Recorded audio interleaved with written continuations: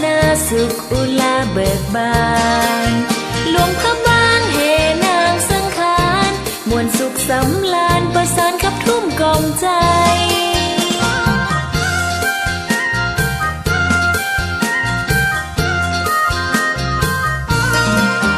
ผู้สีผู้เท้าผู้นางน้ำของบ่ห่างน้ำคานสดใสปูเนื้ออวยพรใสให้อยู่สุขสบายหุ่งเฮืองศรีวิไลปีใหม่แล้วตำนานมีมาเมื่อยามเดือนห้าเจ็ดเทพธิดาออกวังมีเฮวอเฮนางสังขารให้ของเมืองบ้านตกผาทาสายมงคล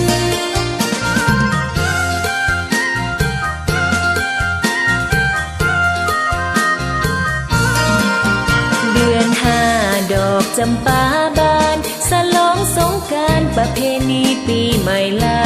วฮอดสงเพื่ออวยพรใสโชคดีปีใหม่อย่าลืมไหลหลวงพระบาง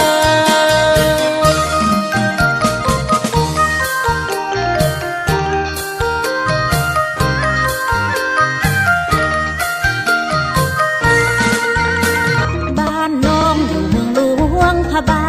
งหลวงพระบางเมืองมรดกโลกใครได้ไปนับว่ามีสุขเมืองมรดกโลกโอ้เมืองหลวงพระบางชายใดสนใจเสินแวม่วนแท้ๆท่องเที่ยวหลวงพระบางฟังเสียงแม่นมีผู้เฒ่าผู้นางก่อนขับทุ่มหลวงพระบางประสานเสียงแค่นั้นตะเล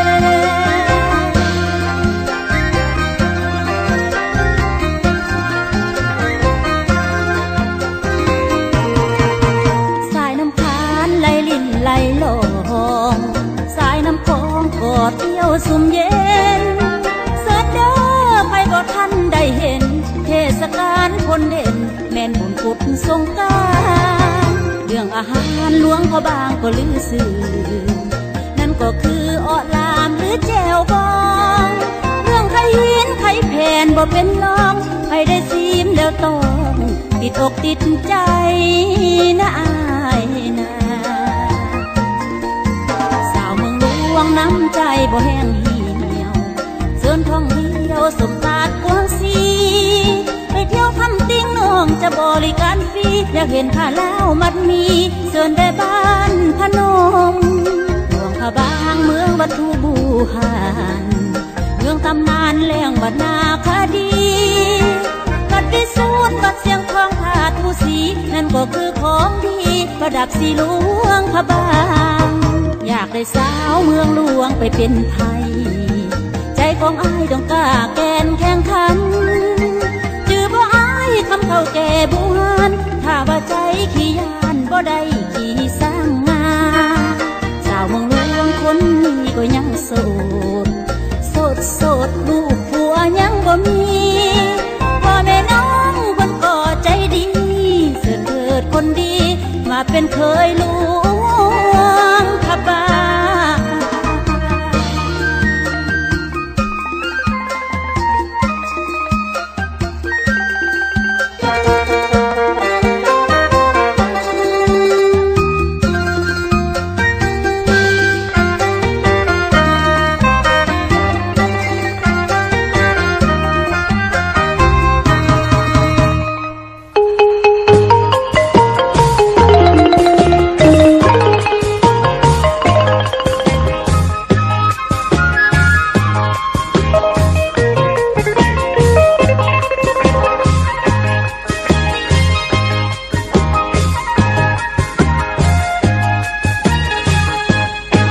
ง ดนตรีมาโหรีบ้านเฮาของเดิมเก่าแต่โบราณนาการกองประสานเสียงละนาดของวงดังก้องส่งเสียงคุยเสียงแคนดังก้องส่งเสียงคุยเสียงแคน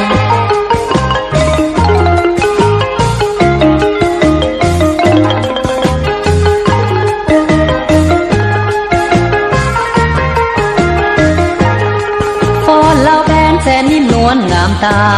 ฟ้อนจำ ำป่าเจ้าโสภาสดใสอยู่แดนใดหัวใจบ่ลืมแสนซาบซึ้งดังเสียงของแม่เอ๋ยแสนซาบซึ้งดังเสียงของแม่เอ๋ย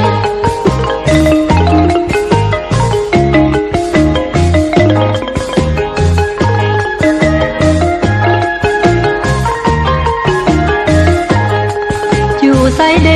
จะเหมือนบ้านเฮาอยู่บ้านเฮามีความมาใครสนุกหัวใจในหอยยิ้มไม่ตี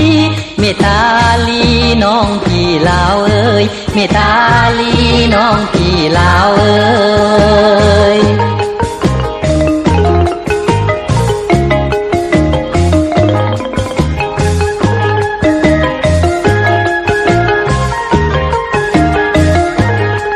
จะอยู่ไสอยู่ใกล้หรือไกลอยู่แดนใดยังคิดฮอดบ้านเฮาเสียงแค้นเจ้าลาวเอ่ยเข้าไปเอาห่วมใจลาวเข้าเหนียวเสียงแคนเอาห่วมใจลาวเข้าเหนียวเสียงแคน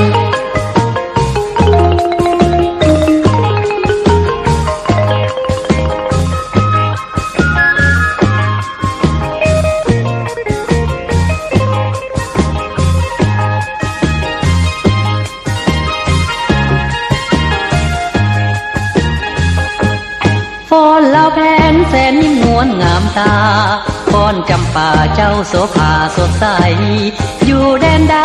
หัวใจบ่ลืมแสนซาบซึ้งดังเสียงของแม่เอ๋ยแสนซาบซึ้งดังเสียงของแม่เอ๋ยอยู่ไสเดจะเหมือนบ้านเฮา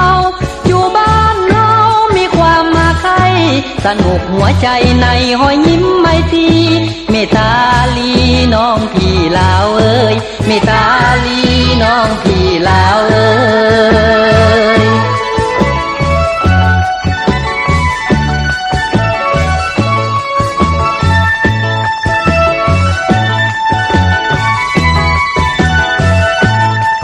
จะอยู่ไสอยู่ใกล้หรือไกลอยู่แดนใดยังคิดฮอดบ้านเฮาเสียงแค้นเจ้าลาวเอ่ยเข้าไปเฮาห่วมใจลาวเข้าเหนียวเสียงแคนเฮาห่วมใจลาวเข้าเหนียวเสียงแคน